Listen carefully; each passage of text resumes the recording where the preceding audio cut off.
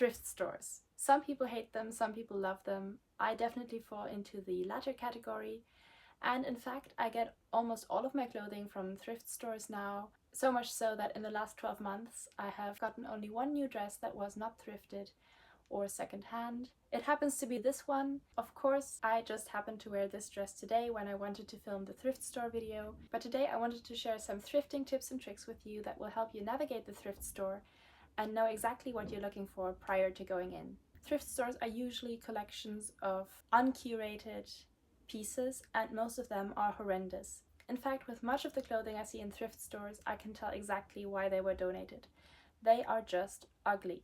But there are many hidden treasures that you can get secondhand in charity shops or thrift stores, especially also things from higher end brands and better quality fabrics that you would normally not be able to afford on your clothing budget. And then obviously there's also the environmental aspect to consider, because there's just so much overconsumption, especially in female fashion, that tons of items just get ordered and maybe worn once, maybe not even that, and they just get donated straight away, and then you can pick them up for a lot less money, while also ensuring that not as many more items need to be produced, because then obviously the demand will go down in the retail area. That's just something that I find quite important now after I've seen some of the horrendous working conditions for fast fashion brands. And since ethically produced clothing is not always affordable, thrifting is just a much better option in that respect as well. Plus, it's super fun, especially if you do it with a friend. I usually go thrift with a friend that has the complete opposite fashion style to me. That means we have each other's company, but there's never any competition over anything that we like. It's a good idea to have a mental list of things that you want to look for that day or of things that you need, and then just go from there. There are a couple of considerations that apply to buying clothing in general as well, but I want to mention them specifically for thrifting, because even though everything is a lot cheaper than retail clothing, it's still no reason to let your standards slide. Okay, I'm ready. How do I look? Fine, now let's go. Fine, I need gorgeous. I'm changing. We want to make sure that everything that we get is something that we will love and use and wear over and over again. I only actually buy anything if it is perfect. So those would be a pass for me, just because I'm not entirely sure about the straps. I do like the shoes a lot, but the straps are just not exactly my cup of tea, because they're kind of chunky and round. If the item of clothing is not one that you absolutely love, it's not worth your money, and it's not worth space in your closet. I've made that mistake before a couple of times, and the items just ended up getting redonated, so it's really not worth your money or the clutter in your wardrobe. And another thing that you want to keep in mind when thrifting, especially for clothing, is that you will not find anything every single time you enter a thrift store. Most times you will probably leave empty-handed, but it's certainly a good idea to keep an eye on the stuff that they put out and just monitor to see if there are any hidden gems there for you to pick up. Right, so here are a couple of tips and tricks to identify good pieces of clothing, in particular in thrift stores. One of the most obvious things to look out for, I think, is patterns. Lots of the stuff in thrift stores is just horrendously ugly, and you can tell exactly why that dress or shirt was donated. I don't even know who produces these things, but sometimes the patterns are just so horrible that...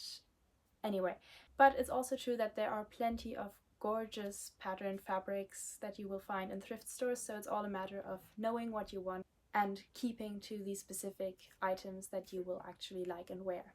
Side note, I love it when charity shops are color-coded. Another thing to look out for is natural fibers. I'm not saying that you have to wear natural fibers all the time, even though that would probably be best.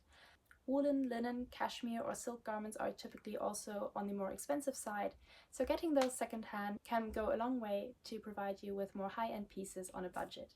Again, cheap polyester fabrics, mostly produced by fast fashion brands and online vendors like Shein, get purchased in very large quantities, and usually the quality is so bad that they get donated pretty quickly.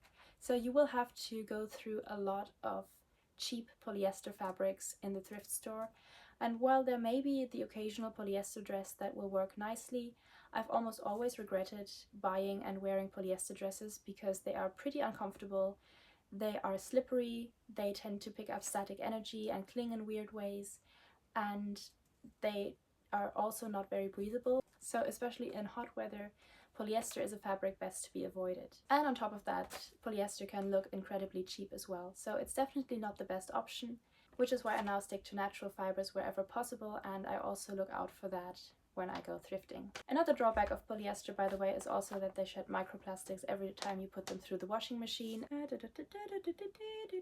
Sometimes you will see a piece that is too small or too big for you, but you really like the other aspects of it. Typically, you can get stuff that is 1 or 2 sizes too big for you and then just take it in accordingly. Especially with skirts and some dresses, this is not a huge issue. But again, you have to be kind of mindful of the exact alterations that will be necessary. You will have to make that decision if altering the piece would either be worth the effort or the money if you have to get it professionally tailored. Skirts, for instance, are usually quite easy to change, so I typically buy whatever size they have if I like the skirt and then just take it in. This will not work with every single skirt. Dress like this would be very easy to take in at the sides. And you will have to make the decision if alterations will be possible and also worth the effort. Pants, of course, can be shortened or worn with high heels if they are too long. Tops can be taken in at the waist, but generally for tops, be wary of the shoulder seams because they are very difficult to alter, so if something needs to be altered at the shoulder seams, it's probably better to leave it behind. Another thing to look out for is quality and condition. So especially with polyester and cotton fabrics, there are options that may have nice patterns, may have nice colors, but the fabric looks cheap or it is already worn out. So again, make sure that the garment is in impeccable condition, and there could be damaged items that have just a little production error on one of the seams, or there is some sort of other problem that you can hide by either alterations or embroidery. So in those cases it's fine to go ahead, but again, the question is it worth it? Do you like this piece enough to go to the trouble to make it work? Another big thing to keep in mind, especially for clothing, is colors. We know that we look better in certain colors and we all have our favorite colors to wear, but in recent years the internet seems to have become a little bit obsessed with color theory and color analysis, which is a process that helps you determine the exact colors that you will look good in every single time. And that just takes a lot of the guesswork out of buying clothing, and you will more easily leave behind all of the things that would have worked okay but are not perfectly right for you. Most of us will fall in either of 4 categories: cool or warm undertones and high or low contrast. For instance, I have a cool skin undertone and I have high contrast between my skin shade and my hair. This is not dependent on your overall skin color or hair color or even the amount of tan that you have usually. No matter the exact shade of your skin, warm undertones usually have a slightly golden or yellowish undertone, whereas cool undertones tend to look a little bit more pink or bluish. Let me give you an example of how different colors impact you and the difference that it makes to wear the correct shade of a certain color for your particular skin tone. So I've got 3 different shades of red here. I've got a neutral, a cold, and a warm red. Starting with what I know will be the worst option. So this is the warm red. So as you can see, it doesn't really do me any favors because it makes my skin look a little weird.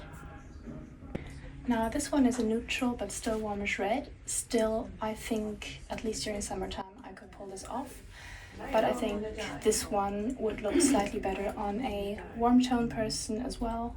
And obviously the one that I had before, the really warm tone red, would be great on a warm toned girl as well. But this one is borderline. I think I would wear this as well, but I have one option that's even better. And that is the cool red. And it really makes my skin and my eyes and my hair as well pop a little bit more. And it kind of looks like I'm more naturally pretty, as opposed to the warm-toned garments where they kind of drained me a little bit. So as a cool-toned girl, a red that has a slight blue undertone would be the best option, and vice versa. If you're a warm-toned girl, then you would want to go for a red that has a yellow undertone. And the same goes for other colors as well. Another thing to look out for in thrift stores, especially if you're into thrift flipping or making your own clothes, is to look for sources of fabric, and these could be bed sheets, curtains, tablecloths, or even voluminous clothing that has a lot of fabric that you can use for something else. These are just some tips and tricks to hopefully make your time at the thrift store a little bit easier and to determine what to look out for and what items are going to be a waste of your time. I hope this video was helpful and that you enjoyed it, and I will see you next time.